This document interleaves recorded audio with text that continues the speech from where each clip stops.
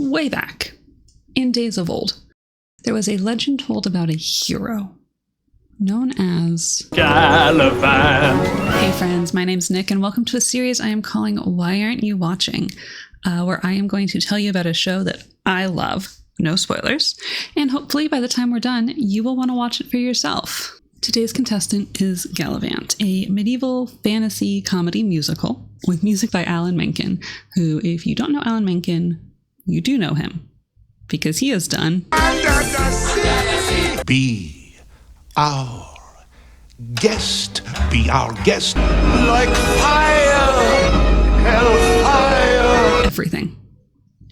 The man has done everything. Galavant premiered in 2015 and ran for 2 seasons on ABC. It only consists of 18 20-minute episodes, so it's actually a really quick watch, and personally I have watched it all the way through 8 times already. Okay, so apparently a rainy Tuesday is when the HOA has decided the lawn care people will come. If you hear a lawnmower in the background, I did the best I could. The show also has some absolutely crazy cameos. We have Weird Al as a monk, Anthony Head as Galavant's father, John Stamos as a rival knight, Kylie Minogue as the Queen of the Enchanted Forest, Nick Frost as a giant, Ricky Gervais as a therapist magician, and Hugh Bonneville as the Pirate King. I know it's on ABC, but where did they get this budget? The show focuses on title character Galavant, a dashing knight on a quest to save his true love and a neighboring kingdom from the clutches of evil King Richard. Except it's a comedy and a musical and a spoofy parody of medieval fantasy shows. So it is not nearly that straightforward, and that's what makes it fun. Anyway, I think that's enough preamble. Go ahead and grab yourself some arsenic soup. Make sure no one has spit in your drink. And let's watch Galavant Episode 1, Pilot. That has gotten so room temperature. Ugh. We open in media res with Galavant atop his noble steed, riding across the landscape. Quick editing note, I'm sorry the video quality isn't great. This is just the quality it is on the DVD set. And I really love it when shows are upfront about what they are. And this show does it beautifully, because we open with our big expositional number, a la Belle from Beauty and the Beast, but instead of the weird girl in town, everyone is telling us about how great this Galavant guy is. Wedge in perfect hair. Cojones out to there. There was no hero quite like Galavant. He's got great hair. He's got a great sword arm. He's got great balls, apparently. He is the it guy in this small village. And we are also introduced to Galavant's lady love, the beautiful Madalena, and their intense, passionate love. He loved her to excess, thrice daily more or less. This song also really introduces us to the type of humor we can expect from this show, Cleavage you can hold a whole parade in. as well as the fact that it is a musical. So right off the bat, we know exactly what we're getting into. Anyway, the evil King Richard arrives on the scene and decides that he must have Madalena for his wife. And when she refuses... Well, more like how his henchmen snatch her. That's not cool, dude. No means no. I don't care if you're a king. We are now caught up to current events and why Galavant has been riding across the land. He is on his way to stop the royal wedding and rescue his love. Speaking of Madalena, we cut away to the palace where she is being prepared for her wedding, and the king has come to speak with her and make his intentions very clear. Tonight, you will join me in my bed. Yes, my king. You're going to do it. Timothy Omenson as King Richard is an absolute delight. I adore him in this show because, he is very clear that after the wedding, sure, they're going to open some presents, but also they're going to consummate this marriage. And he is very excited about it. And clear and open communication is very important in relationships. So good for him. Anyway, back to Galavant on his way to stop this wedding. This man is so famous that even the palace guards, whose literal job it is to stop him. Hey, look! Oh, wow, it's him! I mean, they're starstruck. Who can blame them? And it really seems like this is going to be a pretty short show because the wedding starts, Galavant saunters in, interrupting it, and we've all seen movies. You show up, you interrupt, I object, steal back your lady love, fight the guards, everything's great. He gives a beautiful speech about how sure, King Richard has money and power, but only I can offer her great love. and of course, Madalena runs to her love and... Oh, wait, hold on. Actually, I'm gonna go with the fame and fortune. Seems like an easier life, you know? Oh, that's kind of awkward and embarrassing. And then she hits him with the... Hope we can be friends. Which, I'm gonna be honest with y'all, that's normally some bullshit. Like, unless you guys were friends and then you started dating, you're not... If someone hits you with the, oh, I hope we can be friends, like, no, you're probably not gonna stay friends. And if you do, you're gonna need to take, like, at least a 6-month break in between to, like, process and get over the relationship before you can even attempt to be friends with your ex, because otherwise you're just going to fall right back into the same relationship patterns. And anyway, this has been unasked for relationship advice with Nick. I'm sorry? Anyway, the king is not the fighter in his family, so he has his right-hand man Gareth literally kick Galavant while he's down. Night. And this blackout jumps us forward a year, where Galavant's enthusiastic young squire Sid is waking him up from a drunken slumber because there's a job for him. And also, Sid's Jewish. Best squireship in the land, my parents completely plotzed. Because, as Monty Python taught us, We won't succeed on Broadway if we don't have any Jews. Mazel. The Princess Isabella of Valencia has come to beseech Galavant to rescue her kingdom. And Galavant is not helpful. He is over the heroing. Still, you've got a nice way about you. I'm sure you'll land on your feet. Nice meeting you. Doors on the wall. Even when Isabella offers a really pretty jewel and literally throws herself at his feet, he's over it. He's done being a hero. My face is getting very red because I'm recording this in June, and I thought a sweater that maybe kind of a little bit looks like chainmail was the right call for this video. Anyway, he's out of the hero business and she's gonna have to find someone else. But Isabella is not a princess who gives up. Instead, she begins a reprise of our opening song, which was called Galavant. I don't remember if I said that. Where is the gallant knight who stood for truth and right? The valiant dragon slayer Galavant. Where Galavant continues to really not be interested in heroing. The man you're searching for lost all he loved and more. His hope, his pride, all sense of Galavant. Also, the fact that they're trying to convince us that this guy is out of shape. I know they make fat suits. I know they make baggier shirts than that. Like, get rid of the belt that's given him that nice waistline, and then maybe I'll believe that he's been drinking a keg of beer a day and putting on weight. Anyway, out goes Isabella, and away we go to a flashback. We are in the kingdom of Valencia, where Isabella is hiding in the cellar of her palace, while King Richard and his wife, Queen Madalena, sit on the thrones of her kingdom. Banana who? Orange. Orange who? Listening to an absolutely terrible jester routine. Why have they not fired this guy? He is not funny. Oh. Okay, I think that explains why the jester has a job.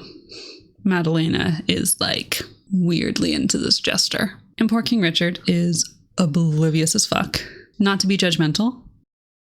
Like, it takes me 3 to 5 business days to realize that someone was flirting with me. And even I can pick up on what's happening here. Jester, join me in my chamber, would you?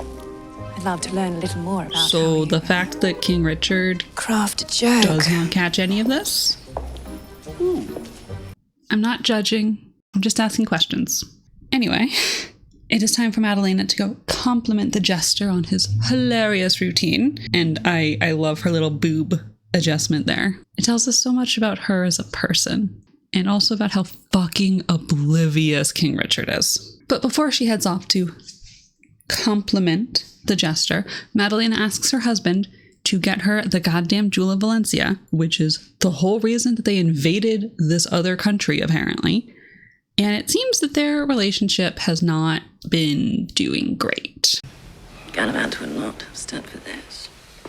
What did you just say? I love how toxic this relationship is. I said Galavant would not have stood for this. I mean, like, imagine it. You literally kidnap a woman and force her to marry you. And yet she is the verbally abusive and controlling one. Anyway, now that the jester's routine is over, it's time for a midday snack. And here is our lovely chef Vincenzo, who, look, I don't want to just compliment every member of this cast, but Vincenzo's a fucking delight. And his rapport with King Richard is just... What happened to the other chef? Looked just like you, but older, more wrinkly. My father? Right. What happened to him? You had him killed, sir. Chef's kiss. I can't come up with it right now, so just pretend that I made a good chef's kiss joke about the chef and the king. Cool? Appreciate it. You guys are great. It seems Vincenzo is our new head chef because King Richard had his father, the last head chef, killed. And Vincenzo is like super chill about his whole family being killed by the king. I'm under a terrible amount of pressure. You have to understand that. Oh, it's fine, Maggie. Don't worry about it. Then again, I mean, like, what choice does he have? Is he going to leave and try to get a job in this economy? But all this stress that the king is under breaks us into our next song. She'll be mine. I try so hard to please her. I invade a kingdom for a jewel. I respect her vow of chastity. Which is honestly just such a vibe. Because Richard is just listing out all the ways he is going to maim and torture and kill Galavant. I want to shoot him with the crossbow. I want to stab him in the eye. And then once he's done all those, Madalena will love him. Sweet God, at last, till I can't do it anymore. And this song also highlights the fact that the songs in this show are Everybody say! definitely diegetic. Like this song is clearly happening for real. We could start a genocidal war. Wait, what? And that is such a fun choice. So few musicals have the guts to make their random ass singing actually happening in real life. But like, look at this. They are really all being forced to join in this song. And I love it. I think every song in the show sung by the characters is diegetic. Guess it was pretty obvious, because I sang it out loud. That's really fun. I hadn't like fully parsed that on any previous watch throughs, but yeah, that's really fun. I love that. Anyway, despite singing a very fun song about destroying Galavant, they currently have no way of actually getting rid of Galavant. And so instead, Richard's just gonna have to keep, asking the King and Queen of Valencia for their ancestral jewel so he can make his wife happy. Speaking of the Jewel of Valencia, Isabella is hanging out at the local pub just kind of like looking at it, which seems like a surefire way to get yourself mugged. But the real reason she's just flashing this jewel in public is because Galavant is also in this pub, except he's being cut off.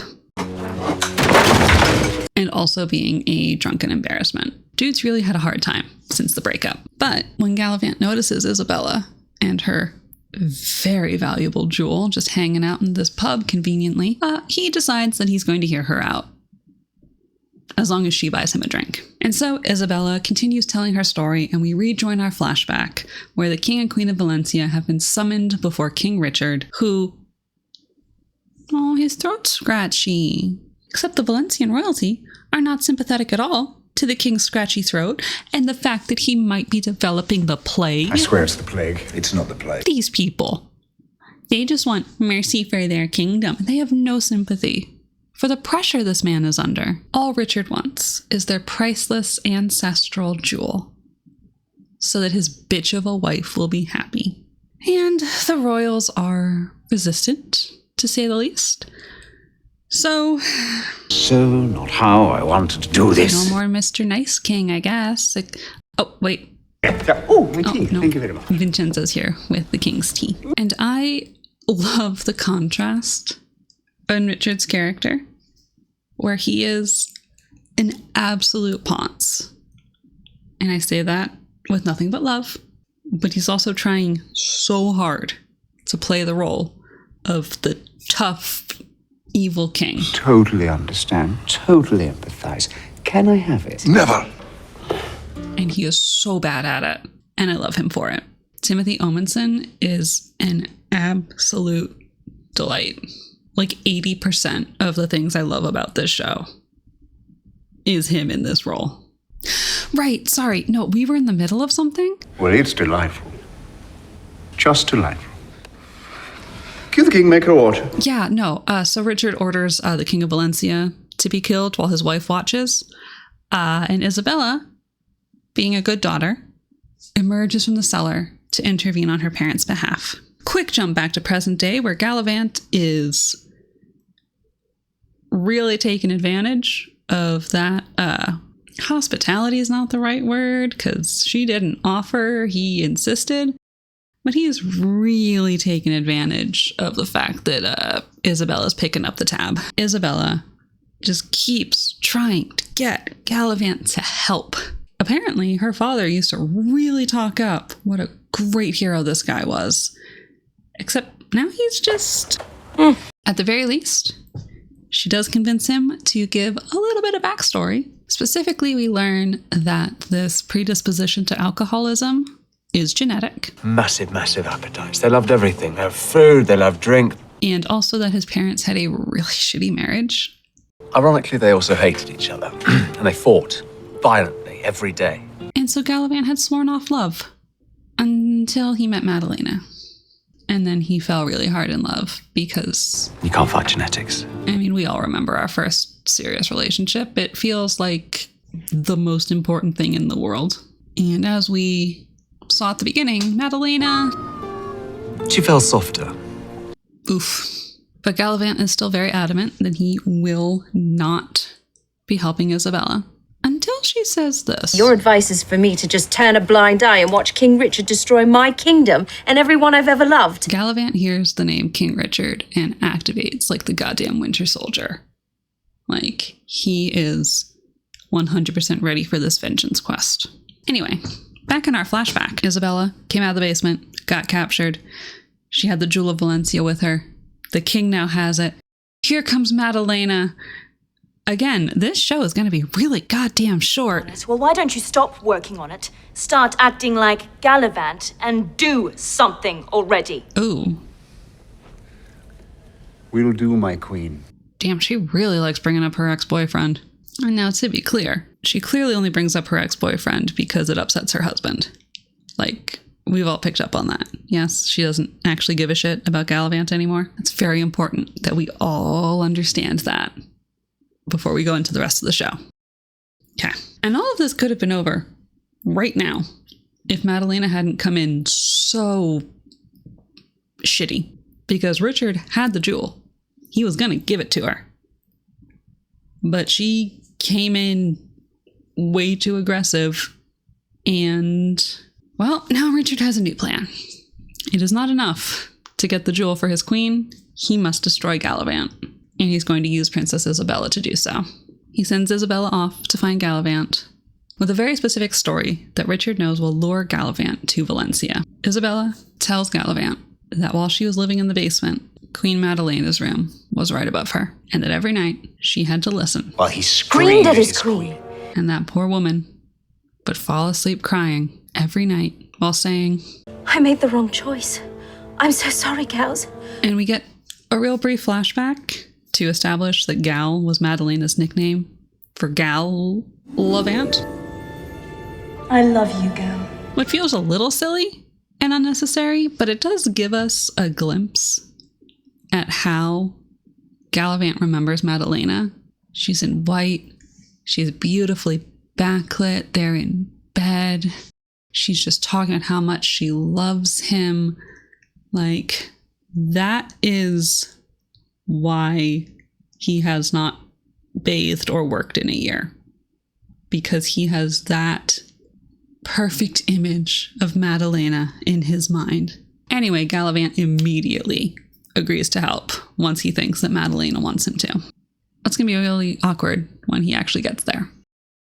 But that's a problem for another day, because instead we are now getting another reprise of Galavant that recaps what has happened so far. And so begins our plot, of which there's quite a lot. Gets y'all hyped up for episode 2, and also reveals that the narrator is the Jester.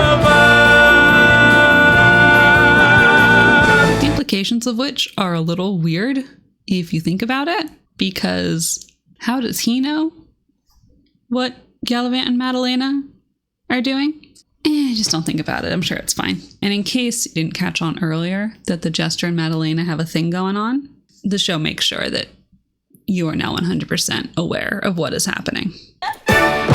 Madalena is such a hateable character, but she is so fun. I love her. Look at her just living her best life. Like, why would she want to go back to living in a shack when she can be queen and do whatever the fuck she wants? Like, no respect.